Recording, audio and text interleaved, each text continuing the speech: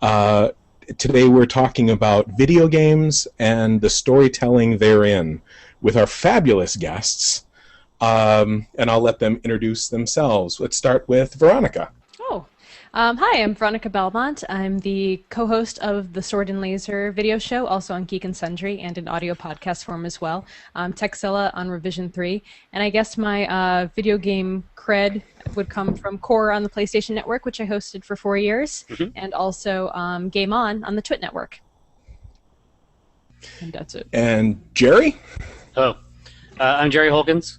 I write under the pseudonym Tycho Brahe, and I write Penny Arcade with my friend Mike Krahulik, and we also host the PAX shows and administrate Child's Play and probably something else that I don't remember. There's a lot of stuff. And has also recently turned his hand to writing a few video games. Oh, it's true. I mean, that's been going on for a while, but the series was resuscitated with the help of Zeboyd Games. We decided to do it sort of an indie RPG way, and I'm having a lot more fun that way. Cool. And our anchor man? That's you. That's you, Colin. I think he has a delay. Oh no, we've lost audio. Check your little... Yeah. There we go. No, there's yeah, I get there. We've lost audio twice. It's getting really weird for me.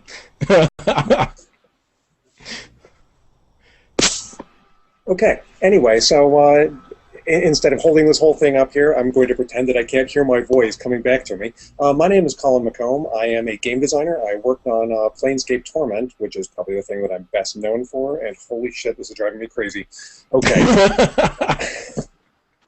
I am currently the creative lead for Torment Tides of Numenera, the Kickstarter for which is launching tomorrow, and holy God, it's launching tomorrow. And I am really hoping that everything turns out awesome and that everybody comes out to pledge, and also that I can actually deliver on this thing because holy shit, it's launching tomorrow.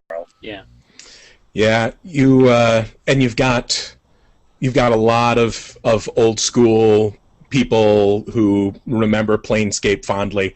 And actually, Planescape is what I hold up as one of the best examples of storytelling in modern video games. Whenever anyone says, "Oh, it's pretty good," and I say, "No, you obviously have never played a game like Planescape Torment," because then you would know. But Pat, I mean, that's gruesome. For you to say that that's an example of modern video games, like that. That's a pretty gruesome indictment, man. Like, I think Planescape Torment's classic now. I'm not saying that you've done something like language-wise. I'm saying that if we haven't beaten Planescape Torment in 2013, there's probs at some level of this enterprise.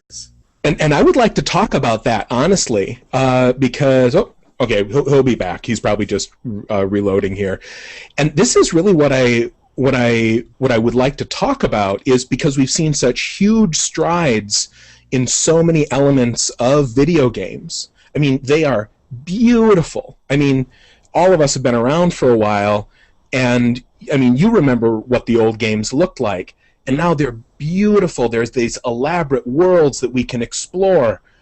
But the narrative, like the actual stories, I mean, it's rare that I run into a game that actually has legitimately good storytelling.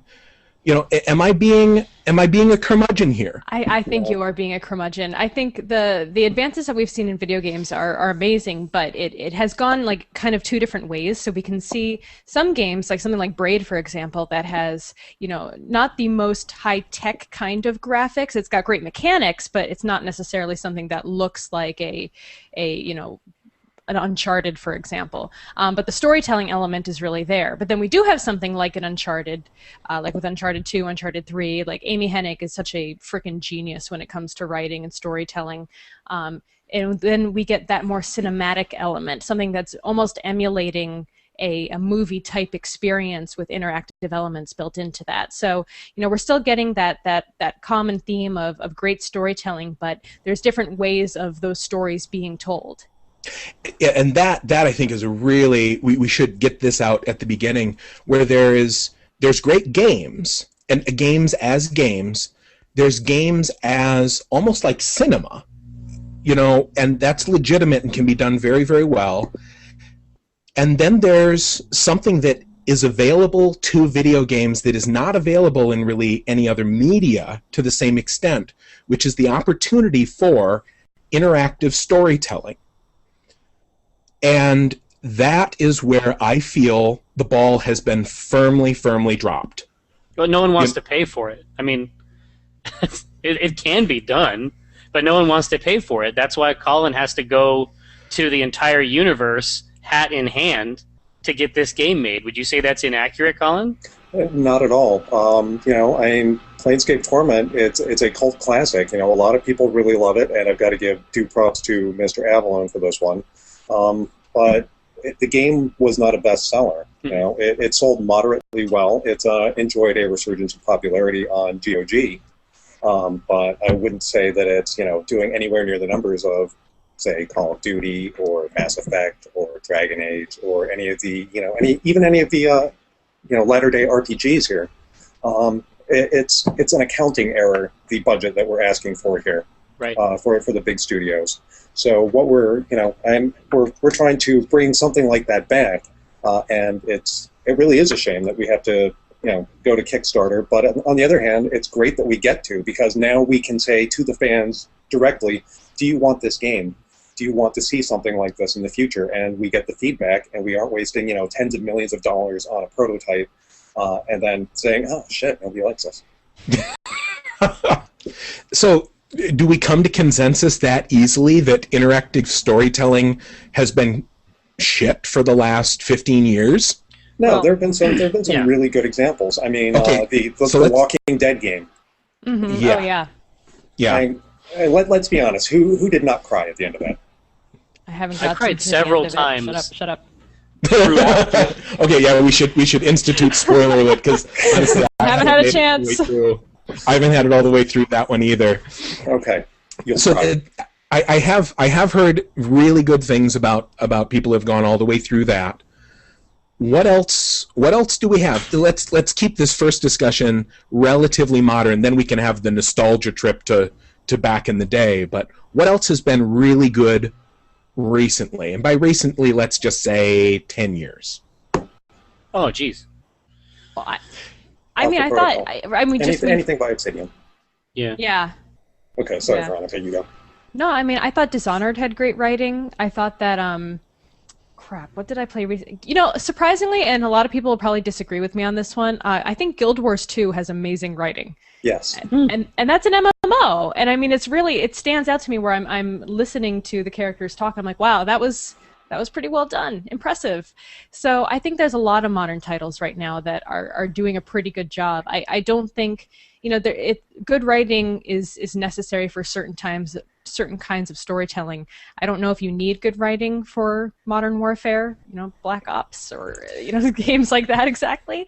I don't know if it's a necessary element to the gameplay, but I see it a lot in action games. I see it a lot in even MMOs these days. So I have no complaints in the writing department. You can tell when it's bad, for sure. Yeah. But I think more often than not, I'm impressed by how good it is. You can honestly say that more often than not, you're impressed?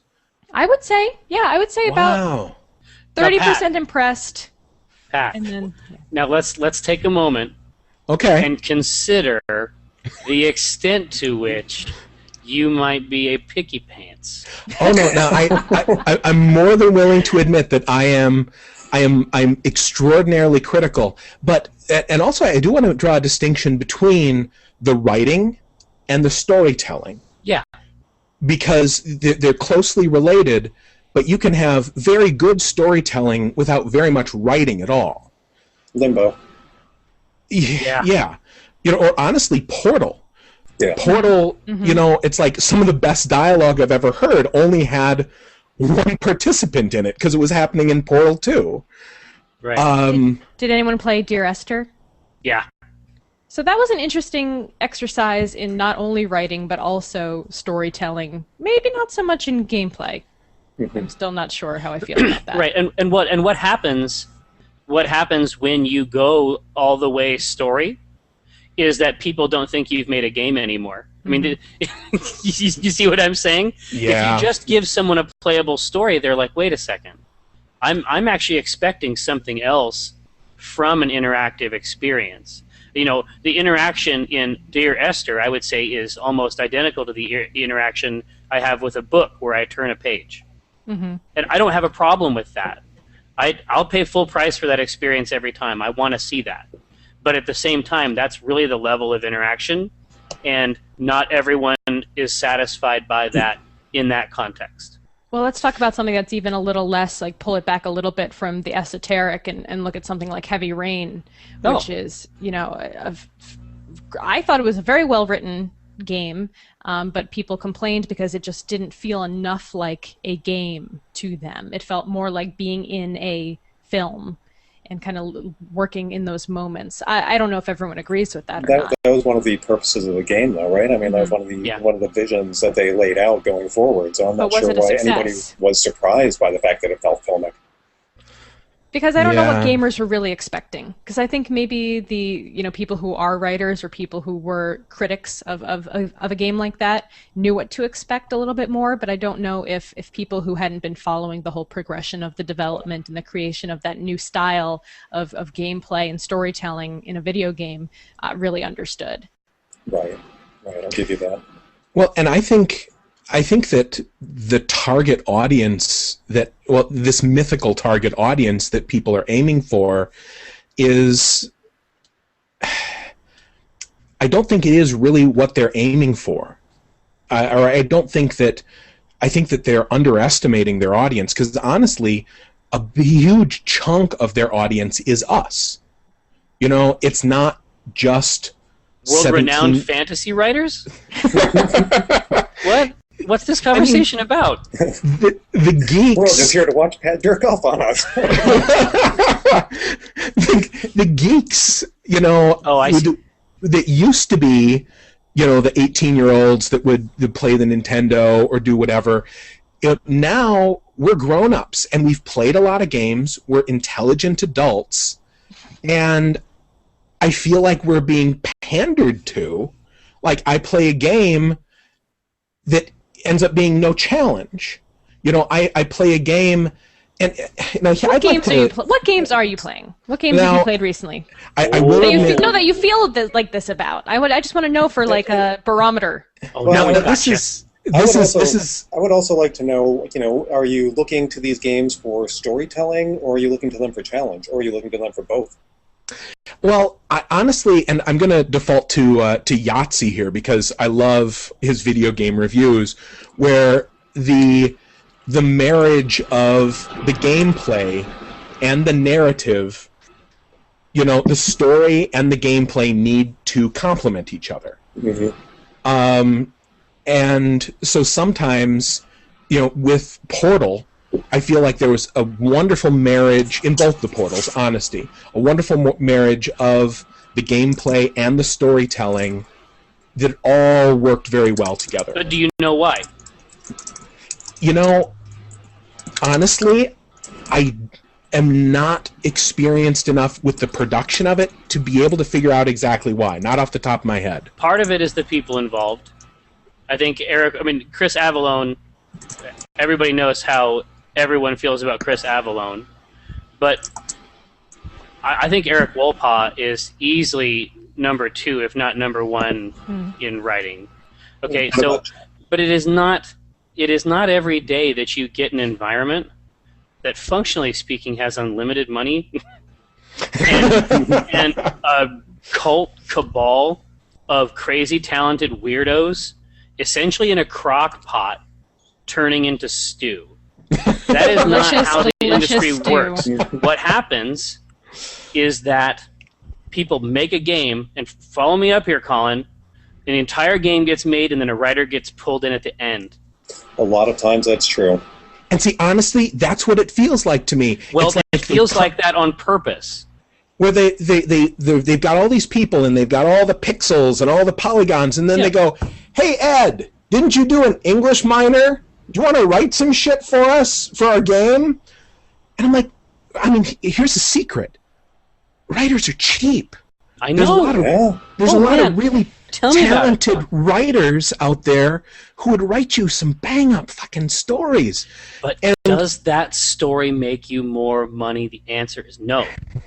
No. Well, how could they tell? Well, okay, well, let's look at some AAA titles that I don't think that happened with. Like, I made the example of Uncharted earlier because it stands out in my mind as being... Same deal. Amy, right? Well, Amy, I mean, she wrote this story from beginning to end. She was with it its entire process. That's great. You know, she has that ability after working in the industry for, 20 years, though. She has that kind of pull where she can do that. And even something like the Assassin's Creed series, though, I think it's got... But that's another example, right? All the examples, all of our favorite examples are in this environment where... they have all the money. Well, yeah, it's called Alice. Remember, Ubisoft just opened up an entire creator-writer super zone purely to solve this problem. Essentially, they've created an internal writing consultancy to solve this exact problem. I don't mean to jump. I don't mean to interrupt you. Right. I won't do that. Totally, but I mean, right. you are zeroing right in on the games that have this optimal scenario. And as a generality, it's just not. It is not a focus. It is not a focus because I think they don't perceive that it adds much to the bottom line. Somebody's got to pay for it, And somebody's got to risk. Somebody's got to risk the engine money on the story, And well, so how about this? Let's take it in a slightly different direction, where rather than talking in big terms, it's like, oh, this story didn't work or whatever. Mm-hmm. How about little things? Like, honestly, if I write a book and I turn it into an editor or I give it to a beta reader and certain things show up in it, they will say, this can't happen, this is silly, whatever. But it seems like in video games, and I'll throw out an option just because it's one of the more recent games that I've played. I played Far Cry because my girlfriend picked it up for me for Christmas. I'm like, not my normal genre, but I'll stretch myself a little bit here. And the gameplay itself is actually very compelling. It's a pretty game, but the storytelling, and not even the storytelling, there's something that I like to I call in my own head, about the uncanny valley when you see a face? Yeah. And like if it's a cartoon, you're fine if it doesn't look like a person, but the closer it gets to real, the more potential you have for some real creepishness. Right. And I think of the uncanny valley of narrative because you never played the old Super Mario games and went, hold on, this guy is breaking rocks with his head. This is crazy. Because there was no narrative for it to seem unreal with. The art and the style of the gameplay was such that realism was never in the picture. But here you have Far Cry, where the graphics are very realistic. The whole thing seems to generate this world, this grittiness, this immersive experience. And then in the middle of it, I see a person like going about his business and he's carrying an iron I-beam. He's carrying 10 feet of iron I-beam because these characters have to do something while you're sneaking up on them to kill them, right? Yeah, and that's I'm too like, heavy. That's way too heavy. You think? It is. But like somebody, it was some guy's job to model that I-beam and to like make sure it's like, what can we have him picking up? I know, an I-beam. And I'm like, this does not. How does that happen?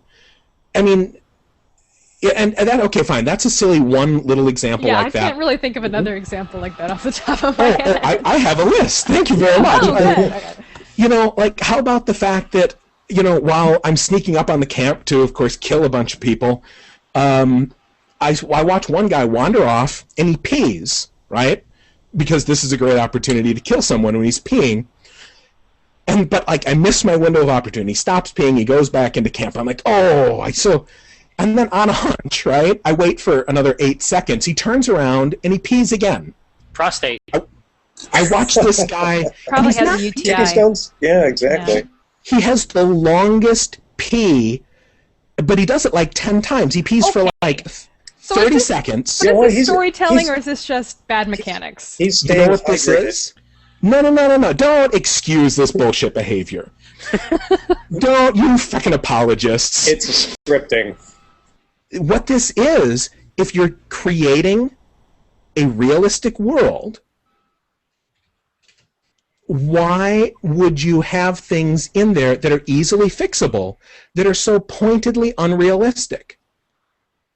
Can you really excuse this? It's probably laziness. QA. But so much of the game is so carefully attended to. The trees are rendered, all of these things.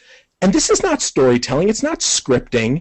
It's just like they don't care. Well, you know what it is? I mean, these characters have to do something. They have to walk on their little rail to go around, and you're not really supposed to see them go beyond, unless you're playing Assassin's Creed, actually.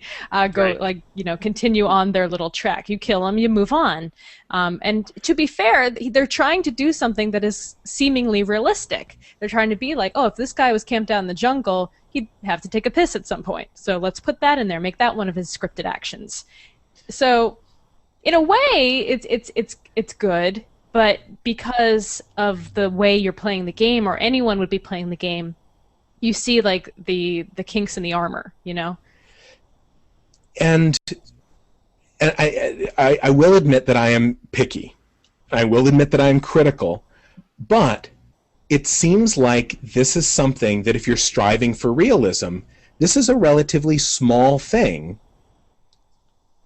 Well, Yeah. let me throw out some possibilities here. One of them is that it was just a scripting thing. The guy said, "Okay, you know what? I'm going to get back to this," and he never did. Second is that it might have gotten to QA, and QA, somebody, I don't know, had a bad day, broke up with his girlfriend or something, and just sort of mailed in his spot on that area and said, "Okay, you know what? Fuck it, that's good. I'm going to go out and get drunk."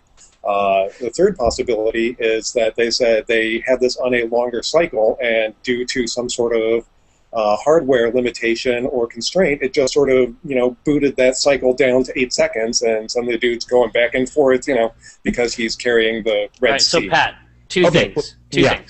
First thing, I would say that as a generality, the sort of person who does scripting in video games is not the same sort of person that works on construction sites. That's point one, right? So there's a gulf of real-world knowledge. This is just a thing, okay? There's a gulf of real-world knowledge that exists in that, and he may not know how much that I-beam weighs. Number two, I saw a play where a person purported to fly, and I am almost certain it was some kind of wire. Like, I don't think that he was ensorcelled. I don't think he had fizzy lifting drinks. I think they were trying to pull a fast one. Okay, so here's the rather than me be the one who's sort of lobbing these up. Can you guys think of times what has pissed you off?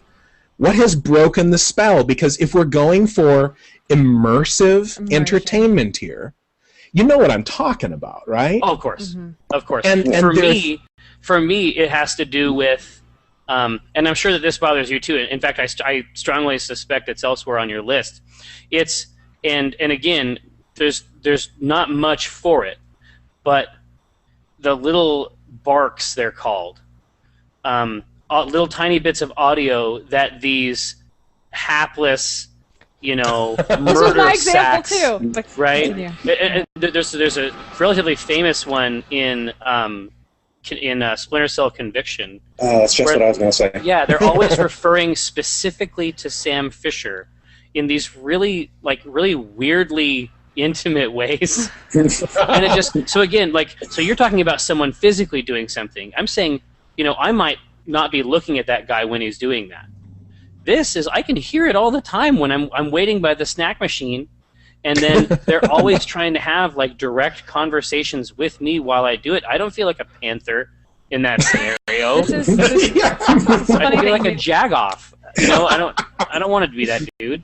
I have kind of the same scenario, similar scenario in, for example, in Skyrim, where all of the soldiers just happen You to mean all have the been an soldier? adventurer like you, All the soldier. and they all had the same horrific accident of taking an arrow to the knee. No matter what town you're in, they all do, and they all hate curved swords. So it's like I just wish they had maybe varied the chatter from town to town, so that they. The one that gets me is Assassin's Creed. You nail a guy, you leave the body lying dead on the street. The guards all get, oh, holy shit, and they run around like little bees for a little second. They're like, okay, well, he's done. Okay. Exactly. Like, you know what? I could like find Bob him, anyway. but it would be hard. That's right. So I'm just going to step over this corpse here, and one of my friends will come along and get pissed off about it, and then he'll be okay with it too. And we're all essentially okay with the amount of bloodletting on our streets here because fuck it. but here, so hold on. So if every time I kill somebody in Assassin's Creed, if the Assassin's Creed, and maybe it'll be possible on this year's next generation consoles, but if the police chief opens up a file and then starts to investigate and starts to make one of those little pin things with the strings, do we want that, or do we want them to forget so that we can keep playing? Because this is the real problem.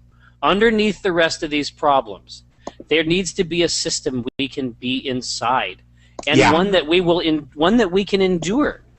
You know what I mean? Yeah. We have to be able to get to the rest of it. And Assassin's Creed is a game that's got amazing writing. They hide a lot of it in their database. They hide a lot of really funny stuff in the database. But the reality is that the whole setup, we have to be in it, and I think that at this stage of the game, we have to want to participate. So it's ultimately it's a suspension of disbelief? I think that we work with the designer and the developer to create a space. When you're in a game and you're like, oh, okay, well, this door looks like it's been painted on the wall. Okay, obviously it's just part of the bitmap that goes across the screen here to indicate it, that this is the boundary of the space here. I know I can't open this door because it doesn't have the same characteristics as these other doors visibly. And, we don't bitch a lot about that because we're like, okay, I understand that this level cannot actually go on forever. I hate it when I can't jump up on something that clearly, as a functioning human being in the video game, I should be able to jump up onto. I know. The technology is moving forward, but there's certain constraints that we have to right now just be like, okay, fine, I'll take it for now. I'll play your game. For now, Mr. Moneybags. Well, and I do agree where there's some things that we can let go, like. Why does everyone in the Enterprise meets they really speak English? It's like that one's so big, that one we're going to sweep under the rug, but then everything else better be really realistic to make up for that, because that's what you do when you're writing a novel. That's what you do when you're doing any other sort of writing. You build up solid verisimilitude every place you possibly can, so that when you have to fudge one and wave your hands a little bit, you've earned the reader's trust. And it feels like they're letting a lot of very easy, a lot of low-hanging fruit just fall to the ground. When it would just be an issue of hiring, writing a few other scripts for that poor guard with the shot in the knee, or something like that. But how many more hours in the VO booth? You see what I mean? Because writing in games is not just writing on the page. I do understand that, but still, out of the $100 million okay, not $100 million, but the vast pile of money, that went into there, do you think a little bit more so that this thing that was so ridiculous that everybody talked about it? Yeah, that's a problem. That breaks the immersion. Now, on the other hand, I'd like to point out some of the ones. Ultimately, it ends up being an issue of one game does something really, really well, and everyone else points at it and goes, "That was awesome," and then they try to do it, but the execution is the issue. Yeah. And I think a lot of those overheard conversations come from the original Deus Ex. Because honestly, I remember working my way through that Deus Ex, hearing some of those overheard conversations. And, by the way, this was way back in the day, and a lot of those conversations were distinct unto each level, into each situation. And if you didn't hear him, you just didn't hear him ever. Yeah, No One Lives Forever executed that really, really well. That series has a lot of custom conversations that are humorous in nature, which makes them twice as hard. And what I thought was brilliant is I'm building all these biomods into me, and I finally get the one that gives me the invisibility cloak.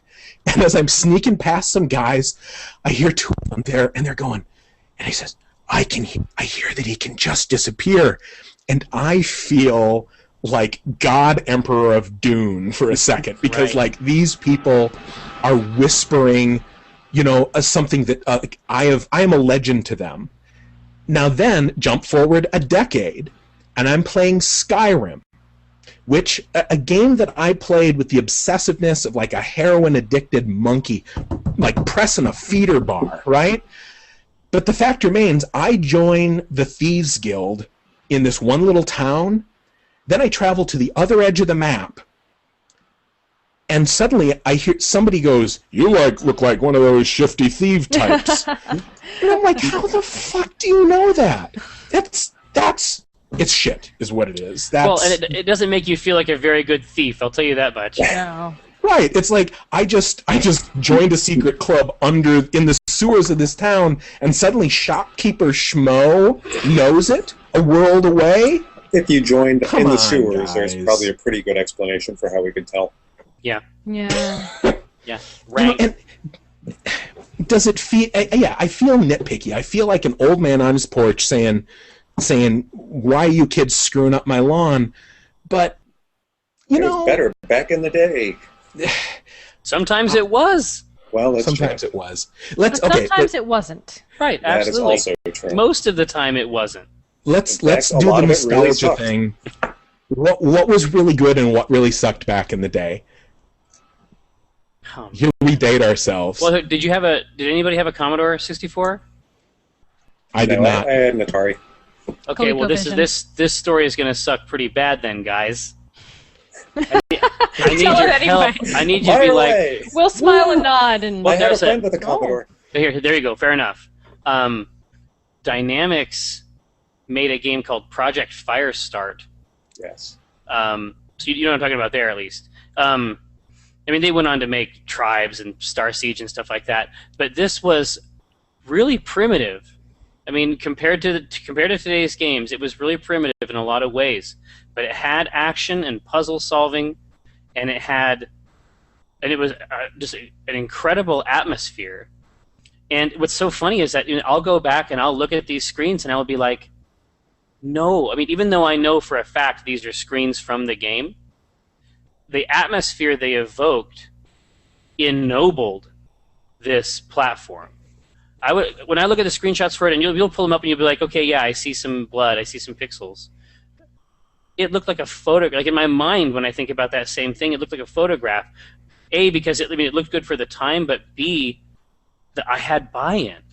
Yeah. I had buy-in. You know what I mean? And it's getting harder and harder for me to get buy-in, and I don't know if it's because I am, ancient of days, because it still happens. But there's also a lot more games now. That's the other thing. Well, okay. Let me ask this: How are you with Minecraft? Oh, I play Minecraft with my son all the time. Yeah, I've got so much fucking buy-in on that game right now. Yeah. And that's a it's great. blocky and weird and strange, and it is just so incredibly addictive. And there's no storyline except No for the one writing. that you make. No, and you'll And, make well, okay, you'll make there a is new a world. there is a very the whole go to the Nether and all of that. But Yeah. The very ending actually has some really interesting writing. You should pull that up sometime, Pat. After you beat Minecraft, quote unquote, there is a very interesting text vignette. Really? Yes. I've kind of been avoiding Minecraft because it's open-ended, Yeah. and that'd be like starting a heroin habit for me. Nah, man, I see. you can't fight it. When your boy starts playing it, it's over. I will spent 4 definitely hours do it. digging tunnels under an island, and then I just like, what the fuck did I just do? Yeah, exactly. What has become of my life? I don't even know. I Well, never and- went back. That was it.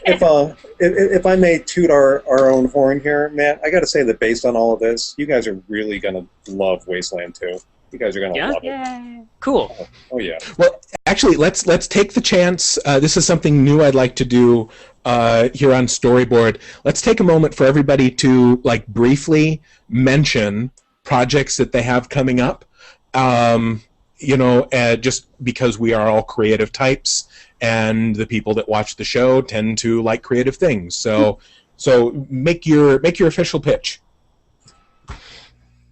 Me first? All right, Yeah, I guess go I'll go ahead. first. All right, as I said before, I'm working on Torment Tides of Numenera, and that is tormentrpg.com. We are creating a game that is going to be a thematic successor to the incredibly awesome Planescape Torment, and I think that we are basing this on 4 pillars, those being a deep thematically satisfying story, a personal narrative that feels like an epic, a wildly crazy and different world, and reactivity out the ass. Yeah, you're singing my And- song. The Kickstarter starts tomorrow. Give us money, please. I would really like to make this game. Link probably down below. We'll do a link down below. Yeah, my lower third is not working here. So tormentrpg.com. Cool. Thank you. Stormwald? That's me. Here, I'm getting a link so I can share it out. Our new stuff, if you were into the creativity aspect, we decided that we wanted to make a reality show for some reason. And so we basically held an online tryout, had 1,000 people. We windowed them down to a smaller, more appropriate competitive number. And then that became Strip Search. So it's essentially a reality show about becoming America's next webcomic superstar, for lack of a better term. And it was a lot of fun to film, and I hope people enjoy the show and get to know them like we did. It was really cool. Cool. I guess that leaves me. I'm going to turn on my lower third for this one. Sword and Laser is the show and podcast I do with Tom Merritt, and we are doing a Sword and Laser anthology, which is actually going to be a published book and also ebook. Yeah, so our readers and viewers are going to be submitting short stories. All of the rules and guidelines are at swordandlaser.com/anthology. We are currently accepting submissions right now up until May 15th. So we'd love to read your short stories. They're going to be awesome. I'm super excited about it. And also, I have a show on BBC America premiering on March 18th called Gizmodo, the Gadget Testers. So hopefully you guys will watch. Wow. It's on the TV! So, yeah. Wow. That's it. So, Pat, what are you up to? I'm working on Mm-hmm. what everyone wants me to work on, book 3. I'm just thinking, if you need to take a little break from that, there's this game coming out that I'm working on that, Yeah, and if you want to write the foreword to the anthology, I'm sure you have plenty of time to do that too. So. Yeah, Well, who's you the know, patron? I'm just saying there's a lot who of the patron crossover. is. Just say who the patron is. Just say it. Or put it in your lower third. Just do Okay. Yeah, we want you to write for Torment. We want all of you to write for Torment. Please, hit me up after the show because you guys are fucking awesome, okay? Write for Torment. Let me just put this out here because you guys are great. Okay, I'm done. No, I'm not. Write for Torment. Veronica tapped me. I'm flattered. I can occasionally write a funny foreword. It's a skill I've been developing, and I'm terribly flattered. As far as Torment, the sequel to one of my favorite games ever, the opportunity to maybe participate in some good interactive storytelling. Wow. I can't work on book 3 16 hours a day because I realized it makes me crazy. Having a few side projects keeps me normal and sane. So we'll talk. All right. We'll talk. It's not that many words. It's not that much work, guys.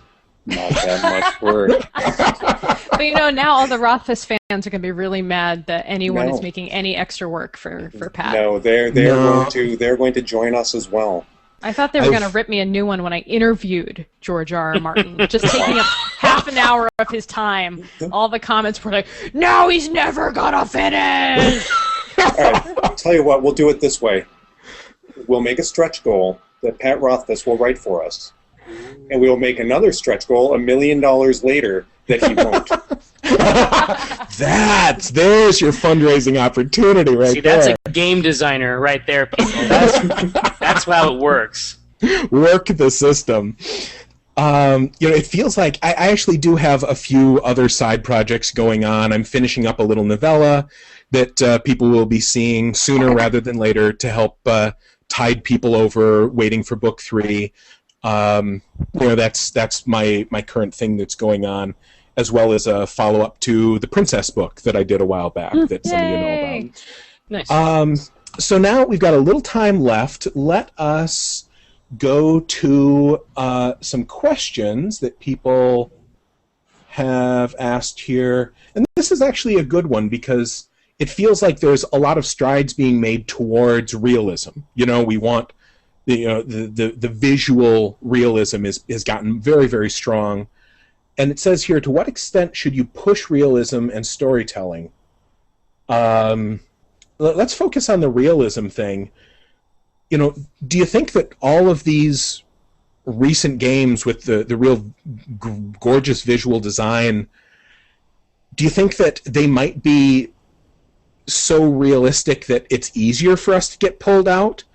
Because I wouldn't have felt like so pissed off at like somebody lifting up an I-beam if it had happened in like a Nintendo game. Well, sure. Or if the Heavy from Team Fortress 2 had an I-beam, you'd be like, oh, well, obviously. Of course, yeah. He eats I-beams. Like, that's not weird. Yeah, I thank you for bringing up Team Fortress 2. That's a great example of the art and the story and the style meshing beautifully well. Like Valve again, right? Oh, yeah. I mean, every time you shoot a rocket in that game, you're making a story. Well, the second you said that, I started thinking about Left 4 Dead, and I was like, oh, that's another one with great writing, but also it kind of straddles the line between believable and fantasy, but it does it in such a perfect way that you're never really pulled out of it. That's right. Yeah. So, They have realistic characters, right? Saints But Row. yeah, exactly. And ultimately, I think that's where it is, and that's the secret that fantasy figured out a while ago, is that you can have a fantastic world so long as you can have believable characters. And that's the secret. And I think right now, video games are still very, very young in terms as a genre, and so they're having the growing pains that fantasy and sci-fi had 30, 40 years ago. Where it used to be 30, 40 years ago, 50 years ago, you could say, oh, I've got an idea. There's a planet, and it's got 10 times Earth's gravity. And you would just write about that world, and that was enough for a book, because the world building was the draw. And somebody would go, 10 times gravity, that's unheard of, and that was, like, cool enough. Yeah. And then for a while with these video games, it's like, look at this huge, expansive world, and you can see the stars, and you can climb a mountain. And for a while, that was enough because it was cool, but not anymore. These games are getting lost in the world, and they're losing character and they're losing story as a result. And all these things that I'm nitpicking, they're really examples of losing track of story and losing track of realistic character. You can have a crazy world so long as you have a realistic character. Yeah. But you are a very sophisticated consumer of narrative and content. I mean, again, I'm not gonna. That's the last time I'm gonna say it. But, no, and it is very true. But I'm saying, but that's okay. I mean, that's where this stuff is coming from. But you have to remember. I mean, it's like when you listen to the radio and you say, "Where did all the good music go?" You have to understand, man. This stuff is being made, but if you're going to AAA development, there are so many locks.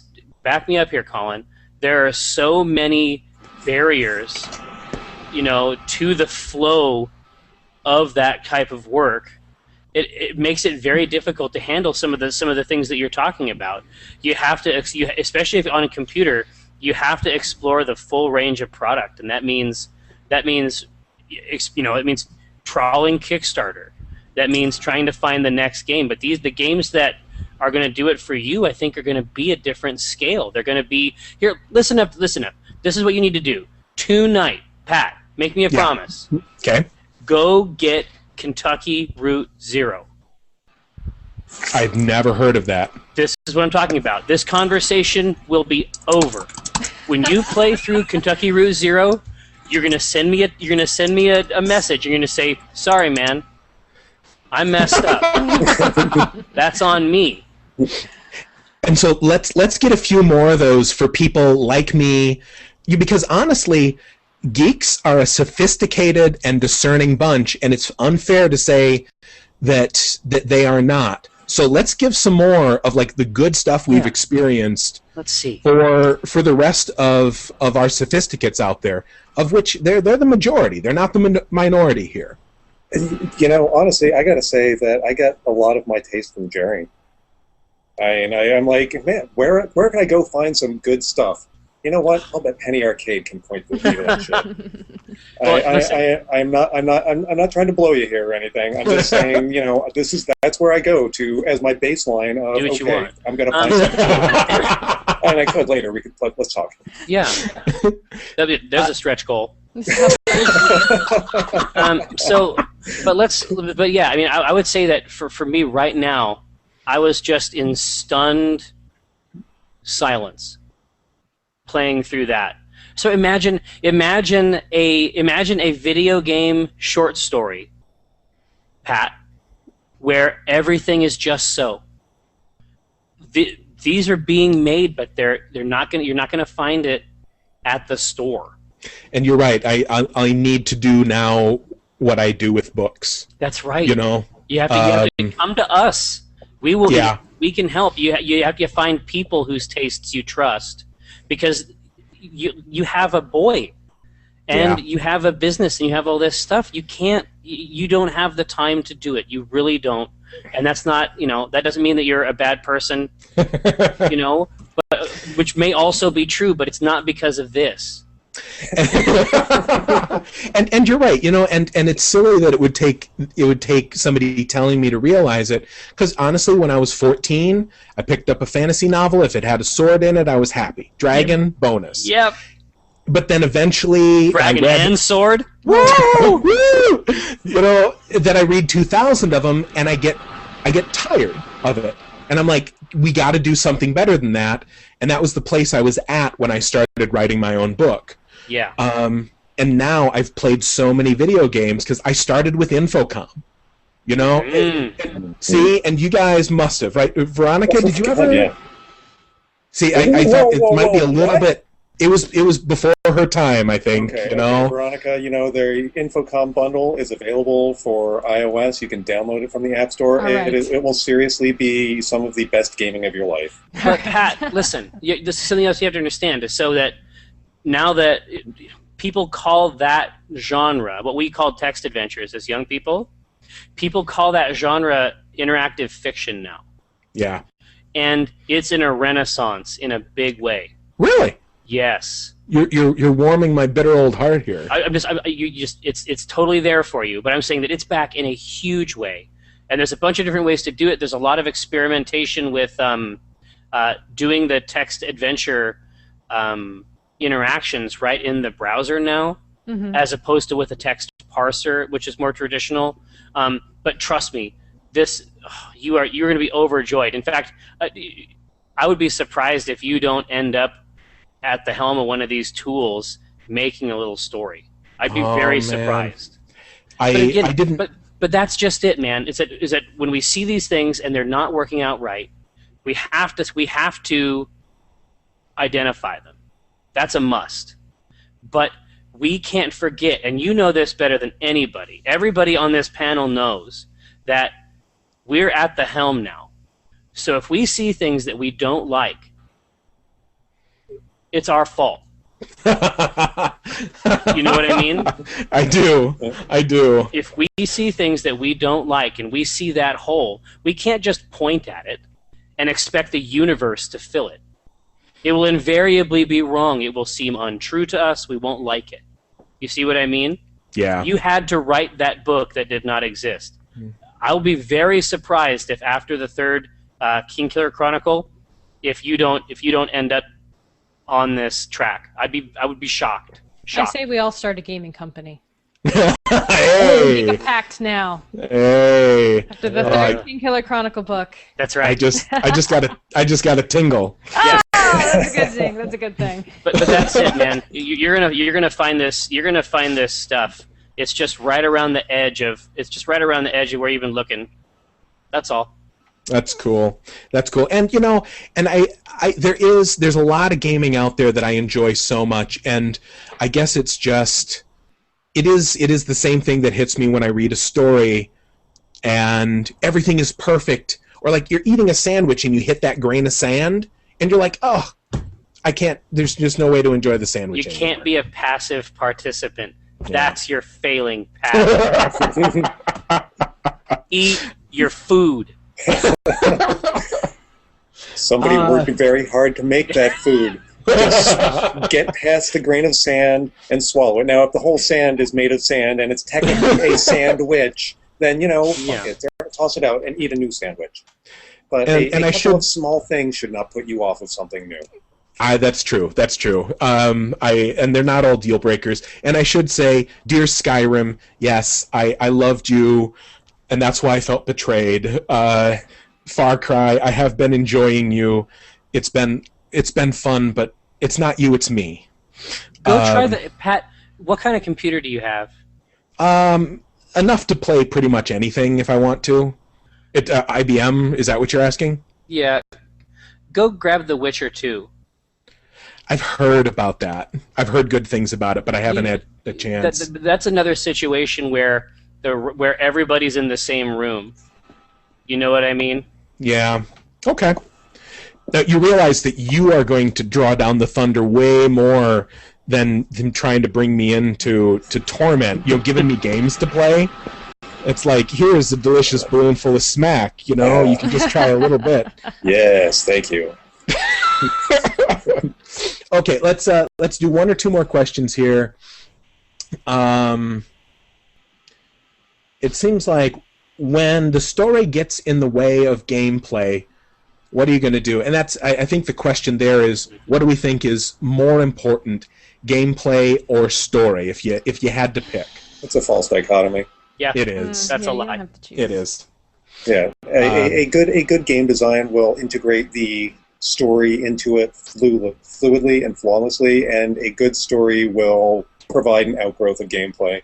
And if one gets in the way of the other, then or will broken. Provide cover, narrative cover for the failings elsewhere, right? And that's okay too. Everybody so it was a horrible knee accident that made it so I can't jump up on 2 foot tall elements at a warehouse. Malnourished. Okay. And that's what story does for you. Story is the cheapest contrivance. That allows you to patch some of these technological errors. Think of the movie, Harvey, where it's like if they made that movie now, they'd put a $10,000 CGI rabbit in the end. But they couldn't back then, and so they had to rely on script and actor. Right. And as a result, that script and that actor had to be top notch. I'm saying the same thing again and again here. Somebody mentioned Journey. Is that a game? Have any of you played that? Mm-hmm. Yes. Yeah. Thoughts? I haven't played it, so I can't comment. That's great. The fact that you haven't played it and that indeed you only know that it's called Journey means that you are in the best position to experience it. So I would recommend that you go get it, because again, your position as a super busy person that is on the periphery of this means that you are going to enjoy it in the best way. Do you have a PlayStation? I'm not much of a consoler. I just Twitter. or a Twitterer yet, or I'll get you one. I'll send you one. You can play Journey on it. I don't have a smartphone either yet. This is my phone. Wow. Yeah. How are we friends? You're more beast than man. It's like you held up a stick. I'm just To be fair, talking. he did teach me how to put air in my tires. Well, there we I go. did not have that life skill You held up a dowsing until rod. very recently. I was like, what does this thing do? What do these numbers mean? One last one here that's popped up. We've talked a few times about these games with, less than, AAA graphics, but, that I've heard a few of you say, oh, it's not this, but it's a really great game. The gameplay is good. Well, it doesn't look that great, but, does that mean that, do you think it's fair to say that some of the focus should come off of the graphics? It says here, how much do you think graphics should have, how much importance do you think it should have in a game? Well, we need to distinguish between graphics and art. Yeah, and also because, a game can be stylized in a certain way that doesn't necessarily make it look realistic, but yet it looks amazing. So I think it just depends on what it's going for. Yeah. And I think that there's kind of because we can now do this hyper-realism thing, that is so valued because it was so impossible for so long that novel. Like what Pixar did with The Incredibles. They could have done something more realistic, and it would have been totally wrong for the movie. Exactly. Right, it would have been a Polar Express. That's the art piece. Yeah. So maybe. Oh yeah. Yeah, that's the other side of Uncanny Valley. Yeah. Yeah. It's like you never really. You understand the term, and then you see Polar Express, and then you get it, like the deeply get it in your forever. intestins. Forever. Just know. Yeah. So, any other last comments? How about this? Since we were talking about, for the sophisticates who maybe are like me, that are Luddites, who live in caves on heaps of furs, where would you go to seek out quality games? Because all of the major review sites are rife with toadying and barrel rolling. So, I know if I go to Yahtzee, he's going to cuss everybody out and tell me the truth. I love those reviews. But where else can we go that will be honest? Penny Arcade, obviously. But I don't update as much as people need either. That schedule is ancient. I have to tell you, so you essentially have to find people that you trust. You should look up Total Biscuit. I've never heard of that. Make it happen. For me, it's what what are your friends playing? What do they like right now? Because I think that's beyond any reviewer telling you what's good, beyond anything you read in a magazine or on a blog. It's like if your friends like it, there's a good chance that you'll probably get a kick out of it too. So I love Yahtzee. I am obsessed with his reviews. But the problem is that sometimes I like a game just because it's fun, and I don't care about half the stuff that he's complaining about. And I'm like, okay, I understand what you're saying, but that did not diminish my enjoyment of this game. So it's like you just have to kind of know what you like, talk to your friends about what they like, and you can kind of find something in the middle there that's going to amuse you. Yeah, you might know some gamer friends, Pat. A few. Is this the sort of thing that gets talked about on the Twitters? Yes. On the web. If I was on the twit, then people could tell me about the gamings. I couldn't tell you. I don't know if you have a data problem. That sounded like dubstep. So I don't know what's happening on your side. But yes, some people do occasionally discuss video games on Twitter. Oh, okay. That might be enough to get me on. I don't know if it's necessarily the best use of your time. No. Yeah. So, any closing comments from our esteemed panel here? Well, here, let me tell you this much, Pat. Can I call you Pat? Listen, yeah, we're good. We haven't even scratched the surface of this topic, man. I know. Listen, so what we should do is we should just do it once a quarter. Okay. That would be great. Get the same crew back. We've already established the baseline, right?